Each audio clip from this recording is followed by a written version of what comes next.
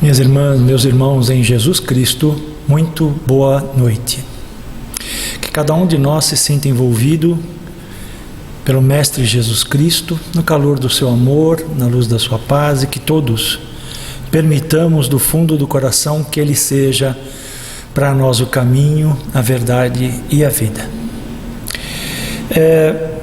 Hoje nós devemos abordar um dos itens, a partir do item 11, do capítulo 8 do Evangelho segundo o Espiritismo, que se concentra na bem-aventurança proclamada por Jesus Cristo, de que são felizes, são bem-aventurados os que são puros de coração, porque eles verão a Deus. Nós já fizemos uma abordagem similar mais de uma ocasião aqui nessa casa e em outros lugares a respeito dessa bem-aventurança. Não é exatamente esse o foco, nós vamos passar muito rapidamente por isso, mas só lembrando que quando Jesus, o mestre afirma que aqueles que são puros de coração verão a Deus, esse ver a Deus não significa enxergar com os olhos físicos, até porque os instrumentos físicos que nós temos não são capazes de nos permitir nos aproximar de Deus, nos integrar a Deus como o ser pleno, completo, absoluto que Ele é. Para que a gente consiga se integrar plenamente a Deus, é necessário que nós sejamos, como Jesus falou, puros de coração. E a pureza de coração, no nível em que Jesus se refere aqui, a gente só vai conseguir quando a gente chegar a ser espírito puro, um espírito completamente despojado de todas as nossas mazelas, de todos os nossos enganos, de todas as nossas aflições, de todas as nossas imperfeições. E enquanto não chegarmos lá, a gente não vai conseguir ter de Deus essa experiência direta que Jesus muito poeticamente construiu aqui como sendo uma visão de Deus. Mas o que nós pretendemos aprofundar hoje especificamente é o item 11 desse capítulo, em que Jesus faz uma abordagem até bastante veemente, bastante forte em relação à conveniência e de nós sermos melhores, de nós nos comportarmos de forma melhor, de nós a gente poder evoluir a ponto de nos tornarmos seres melhores. Ele diz assim, nesse item 11, que reflete aí o Evangelho de Mateus, no seu capítulo 18, a partir do verso 6. Ele diz: se alguém escandalizar a um destes pequeninos que creem em mim, melhor fora que se lhe atassem ao pescoço uma dessas mós que um asno faz girar e que o lançassem no fundo do mar. Ai do mundo por causa dos escândalos, pois é necessário que venham escândalos, mas ai do homem por quem o escândalo venha. Tende muito cuidado de não desprezar um desses pequenos. Declaro-vos que os anjos do céu veem incessantemente a face de meu Pai que está nos céus, porquanto o Filho do Homem veio salvar o que estava perdido. Se a vossa mão ou o vosso pé é objeto de escândalo, cortai-os e lançai-os longe de vós. Melhor será para vós que entreis na vida tendo um só pé ou uma só mão, do que terdes dois e serdes lançados no fogo eterno. Se o vosso olho vos é objeto de escândalo, arrancai-o e lançai-o longe de vós. Melhor para vós será que entreis na vida, tendo um só olho, do que terdes dois e serdes precipitados no fogo do inferno.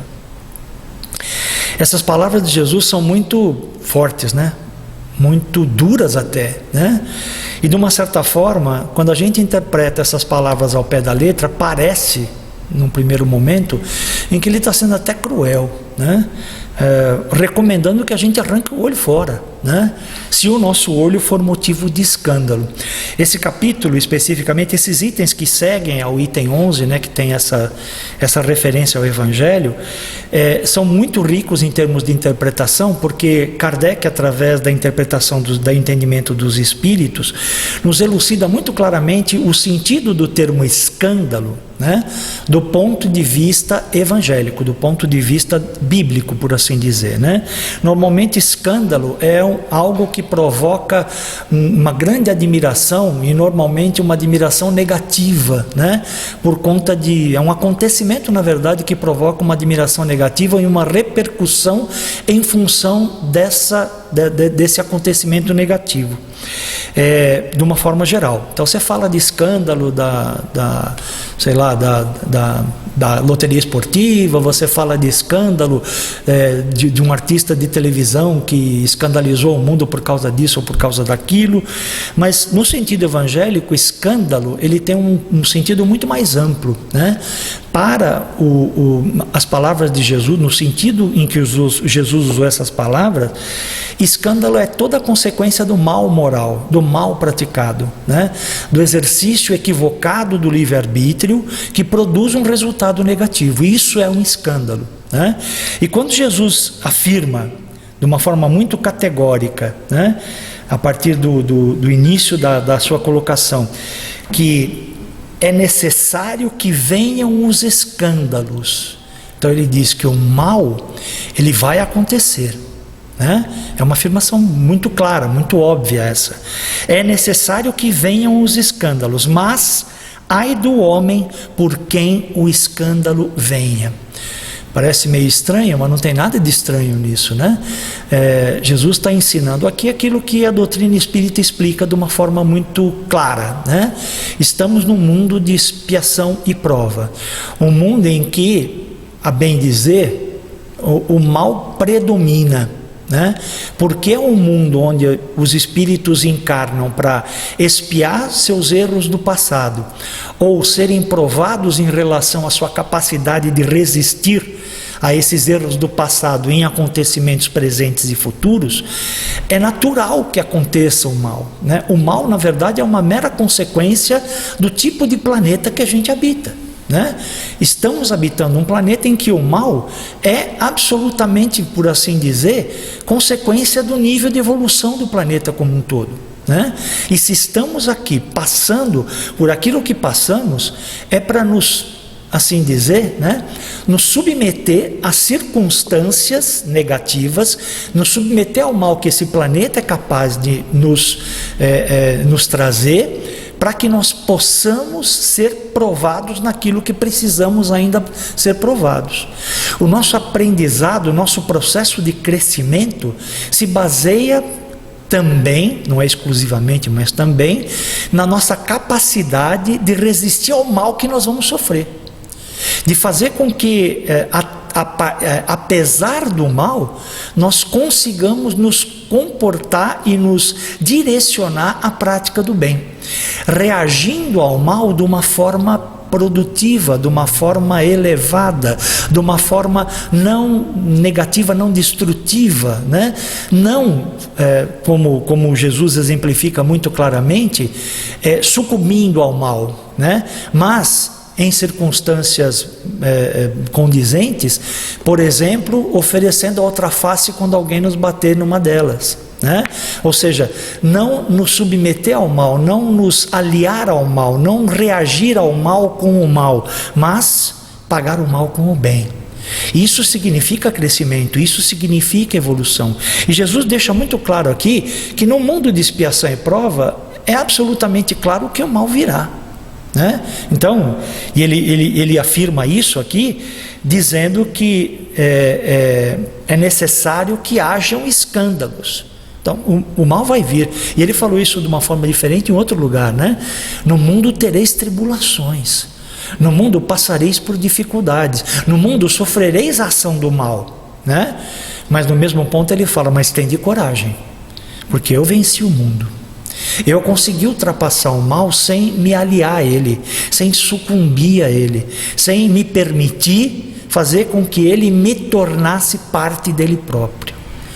Consegui me manter alheio ao mal que o mundo traz. Então tem de coragem, tem de bom ânimo, fala Jesus, né? Porque eu consegui vencer. Se vocês fizerem a sua parte, se vocês aprenderem como precisam aprender, se vocês se submeterem mais de forma produtiva, né? Sem se deixar levar, vocês também vão vencer o mal. E vocês também vão sair desse ambiente conflagrado, desse ambiente cheio de problemas, muito mais fortes e muito mais elevados do que aquilo que do que a situação em que entraram. Ou seja, quando a gente encarnou, a gente tinha um nível, e se a gente conseguir cumprir corretamente com a utilidade desse mundo de expiação e prova, né, corresponder de forma conveniente a esse mundo de expiação e prova, nós vamos sair dele muito melhores do que aquilo que a gente entrou, que é o objetivo da encarnação, né? Não existe outro objetivo na encarnação a não ser fazer com que a gente saia dela melhor do que quando a gente entrou. Esse é o processo de aprendizado, esse é o processo de crescimento. O exemplo que Jesus dá é um exemplo muito forte, né? Chega até a ser bruto, né? Fala, se o teu olho é motivo de perda, é motivo de escândalo, ou seja, se você cometeu algum mal em função do teu olho, se é ele a causa do mal, é preferível que você não tenha o olho, né, que você não tenha a condição de usufruir do benefício da visão a partir da existência desse olho, do que permitir que ele seja instrumento da continuação ou da realização de um mal semelhante ou maior, né? É algo que parece duro, mas que tem todo o sentido, né? E existem pessoas com as quais a gente convive e que demonstram isso, parece na prática, né, de uma forma muito clara, né? Eu tive recentemente acesso a uma história em que uma pessoa estava doando sangue, né, por conta de uma necessidade de um amigo, aí, coisa e tal, e no mesmo local em que ela estava doando sangue tinha uma outra pessoa, um rapaz, um jovem, 30 e poucos anos, que também estava doando sangue. Só que a pessoa que chegou lá viu que esse rapaz era cego, né? E começou a puxar papo com ele, coisa e tal, e ficou sabendo que esse rapaz, apesar de cego, vinha doar sangue frequentemente naquele lugar, né? E tinha vindo especificamente naquele dia para ajudar um amigo que estava passando por um problema no hospital, coisa e tal. Então ele tinha vindo ajudar, mas normalmente ele vinha fazer doações periódicas naquele banco de sangue. E ele soube que esse rapaz, na conversa, o rapaz disse que era um advogado, que havia se formado na Universidade Mackenzie, em São Paulo, né? E que advogava, que trabalhava, coisa e tal. Foi algo que espantou, né? Quando você sabe que existem pessoas assim, mas quando você tem contato com alguém que você vê que está lidando com uma dificuldade tão grande como a cegueira, né? E que consegue, de uma certa forma, fazer com que isso não faça diferença para ela em termos de ser uma pessoa produtiva, né? É algo que de uma certa forma choca. E aí os dois começaram a conversar. Falei, escuta, mas você conseguiu se formar? Como é que você estudava? Como é que você fazia para ter acesso, né, às informações dos livros? Ele falou, tudo em braille. Tudo em braille. E imagina o trabalho, né, para ler tudo que você tem que ler, estudar tudo que você tem que estudar para ser um advogado, estudando tudo em braille, né? As dificuldades para fazer provas, as dificuldades para passar por todos os processos necessários para chegar lá. E depois disso fazer o exame da ordem e começar, na verdade, a advogar como aquele rapaz estava fazendo. A admiração só crescia, né? Na hora de ir embora, ele falou, você não quer uma carona? Quer que eu te leve para algum lugar? Não sei para onde que você vai. Eu falei, não, eu vou voltar para o escritório, mas eu vou de ônibus, como eu sempre vou, pode deixar. E saiu lá com a sua bengala, né? Trilhando o seu caminho normal, com todas as suas restrições, mas, e é isso que é o mais importante, apesar de todas as restrições, feliz, alegre, contribuindo com o mundo apesar do problema. Quando a gente para pensar nisso e vê o que Jesus falou, né? Se a tua mão é motivo de escândalo, arranca, né? Porque é melhor entrar na vida sem uma mão do que permitir que ela seja motivo de escândalo, continuação do mal. A gente pode imaginar que esse rapaz, provavelmente, né, numa circunstância de uma vida anterior, eventualmente talvez ele tenha feito não tão bom uso assim da sua visão, ou tenha feito algo para afetar a visão de outras pessoas, né? Maus tratos, ausência de trato, ausência de cuidado com alguém que precisava de cuidado com a visão, né? E nesta encarnação ele passa por aquilo que as pessoas chamam de lei de Talião, né? Olho por olho, dente por dente, mas que não passa única e exclusivamente de uma benevolente lei de Deus, chamada lei do retorno, a lei de causa e efeito, para permitir que cada um de nós aprenda com os próprios erros. Aprenda a valorizar aquilo que tem valor acima dos nossos enganos, das nossas falsas interpretações. E a respeito disso, meus irmãos e minhas irmãs, é necessário que a gente se concentre eventualmente no que está acontecendo aqui nesse momento, né, no Brasil e no mundo. Essa pandemia, né, com o coronavírus, é algo que tem um dom especial, né? E é necessário que a gente pare para pensar, né? Dentro da vida que a gente vinha levando antes da ocorrência dessa pandemia, é necessário que a gente reconheça, né, que a grande maioria de nós, se não a grande maioria, uma parte muito significativa de nós, vivia preferencialmente no futuro, né? O que tinha importância para cada um de nós era o fim de semana seguinte, as férias seguintes, a próximo jantar, a próxima ocasião de encontro social, tudo aquilo que significava oportunidade de gozo, oportunidade de aproveitamento da vida no futuro. A gente vivia para conseguir as coisas para o futuro, né? Quase ninguém, ou muito provavelmente a grande maioria de nós, pensava no nosso presente, né? O nosso presente era um instrumento para a gente trabalhar para o futuro, para conseguir as coisas que a gente ansiava conseguir.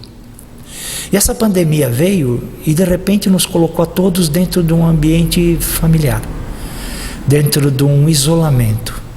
Essa pandemia veio e nos fez com que a gente parasse e pensasse em nós, nas pessoas com as quais a gente convive e no que, isso é que é essencial, realmente é importante para cada um de nós. O que realmente é importante? Jesus coloca com essas palavras aqui que, eventualmente, em certas situações, ter uma mão ou ter um olho talvez não seja tão importante. O importante é o uso que a gente faz dos instrumentos de que nós dispomos para trabalhar a nossa perfeição, o nosso aperfeiçoamento, o nosso ser de perfeitos, como perfeito é o vosso Pai que está nos céus. Se nós não nos concentramos nisso, se nós eventualmente nos deixamos levar pela correria do dia a dia, pela expectativa do futuro próximo, ou a curto prazo ou a médio prazo, eventualmente a gente se esquece daquilo que é importante. Em mais de uma passagem, e a que a gente se lembra mais imediatamente, é aquele poema cósmico, né, em que Jesus chama a nossa atenção para incoerência em ser tão preocupado com o dia de amanhã, né? Ser tão solícito com as coisas do dia a dia, com as coisas materiais principalmente, com as coisas que a gente entende que é sobrevivência num primeiro momento. O que eu vou vestir? O que eu vou comer? Onde que eu vou me abrigar? Né? Essas coisas que são normais, que são necessárias, ninguém está dizendo que não são, talvez não sejam o motivo da nossa, não devessem ser o motivo da nossa principal ocupação no planeta. Jesus faz com que a gente se lembre, através dessa passagem dos lírios do campo, né, e das aves do céu, que nós somos espíritos, né? Nós somos, na verdade, seres espirituais que estamos momentaneamente, transitoriamente, passando por uma experiência material. É transitório. O corpo que a gente usa, as coisas ligadas a este corpo, muitas das quais nos dão muito prazer, muita alegria, né? Muita vontade de continuar desfrutando, tudo aquilo que está ligado ao corpo é transitório. A essência que a gente não pode se esquecer é o Espírito, a experiência da nossa individualidade espiritual, o que acrescenta e faz diferença para a nossa individualidade espiritual. Vivendo o dia a dia como a gente vinha vivendo, a gente não para pensar nisso. E a recomendação definitiva de Jesus no final desse poema cósmico, né, citado a respeito das flores do campo, né, que são lírios na verdade, né, as flores do campo e as aves do céu, a recomendação de Jesus é: não se preocupem com o dia de amanhã, vivam o seu presente concentrados naquilo que é essencial. O que é essencial?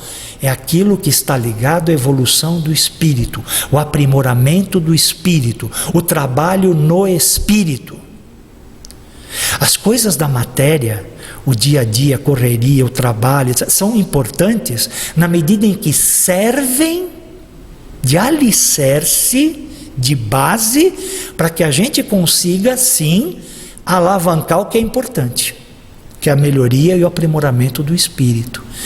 Se a gente eventualmente inverte isso, né, de vez em quando a natureza, né, promove situações especiais que fazem com que a gente pare para lembrar, pare para se aperceber daquilo que é mais importante.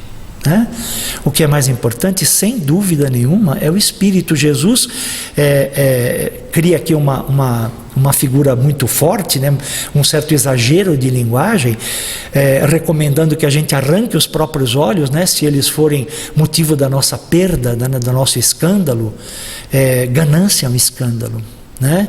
A intenção de melhorar a todo custo nos aspectos materiais é um escândalo.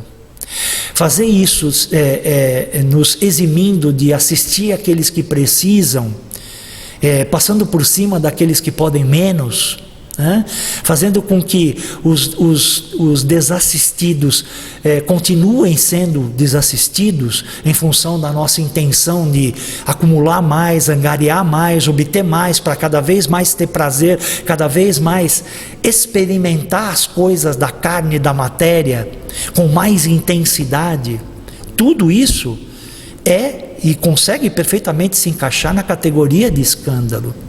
São falhas morais, são erros de interpretação, são formas de distorcer a finalidade da própria existência, da própria encarnação. Esse momento pelo qual a gente passa, de recolhimento, de nos voltar para dentro de nós mesmos, de parar para pensar, entender o que está acontecendo de uma forma construtiva, vem também para fazer com que a gente cresça, para fazer com que a gente evolua.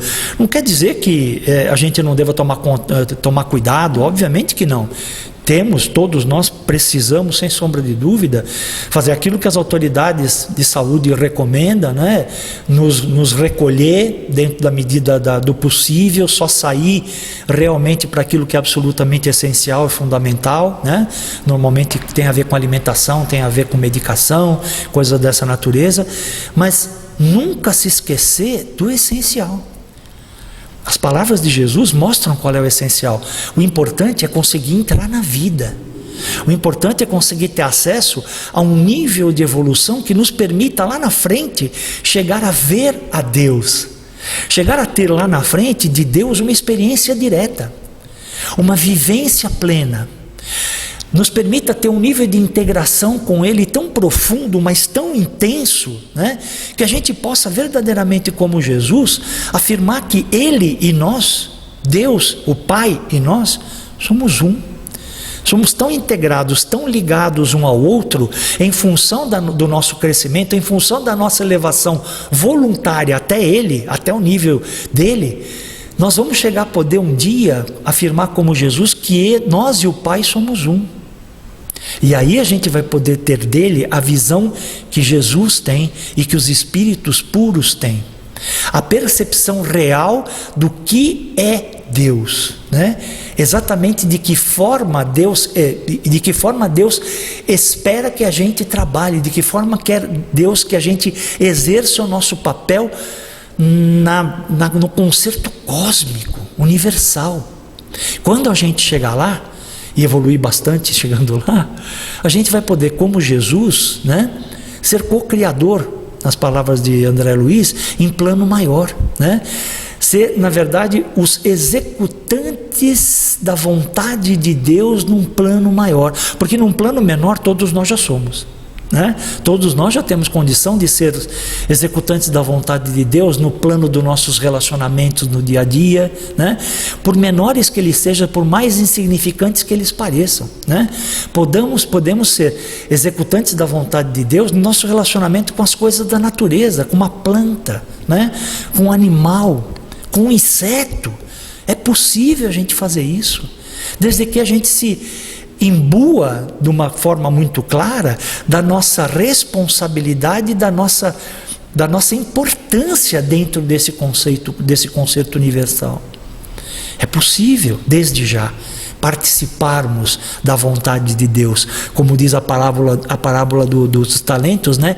Entra no gozo do teu Senhor. Já é possível para nós entrarmos aqui agora no gozo do Senhor, que é o nosso Deus, é o Pai de todos nós, né? É o Pai que Jesus veio trazer a cada um de nós como Abba, Paizinho. Já é possível, mas para que a gente consiga cada vez mais avançar, cada vez mais crescer, para chegar a ser esse espírito puro que Jesus fala que a gente precisa chegar para ver a Deus, para ter de Deus uma experiência direta, é necessário que a gente abra mão daquilo que não é importante, daquilo que não é essencial. E se eventualmente aquilo que a gente faz com os nossos instrumentos, os instrumentos à nossa disposição, nos provocam escândalos, né? Quer dizer, fazem com que a gente seja objeto de escândalo, é preferível que a gente não tenha esses instrumentos. É preferível que a gente, numa próxima encarnação, venha sem eles, né? Volte sem eles, para exercitar as nossas capacidades, trabalhando, aprendendo, crescendo e contribuindo, mesmo sem eles.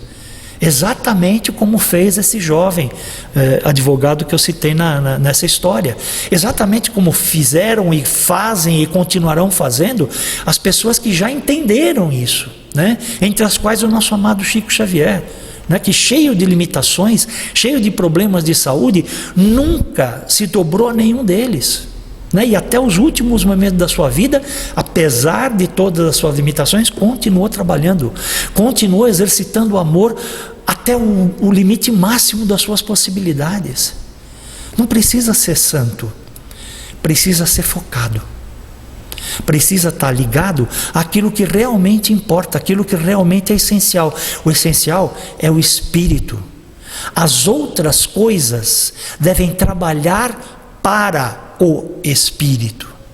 O espírito deve ser a finalidade. Por isso que Jesus afiança no final do poema cósmico que quando a gente consegue ir atrás de Deus e sua justiça, buscai antes de tudo o reino de Deus e sua justiça, quando a gente consegue isso, todas as outras coisas, todos os outros insumos, todos os outros requisitos, tudo aquilo que nos é efetivamente necessário, nos é dado de acréscimo, dado. É entregue, é gratuito. Não quer dizer que a gente não tenha que trabalhar, mas é fornecido para nós dentro das nossas necessidades, né? De forma plena em relação a elas. Nunca, ninguém que trabalha exercitando o crescimento do espírito, trabalhando no bem do próximo, como esse advogado que a gente citou, como Chico Xavier que a gente acabou de citar, nunca em momento algum quem faz isso, quem se concentra naquilo que é essencial, que é a evolução do espírito, vai ficar a descoberto, vai ficar sem recurso. Nunca, em momento algum. A natureza não permite, Deus não permite.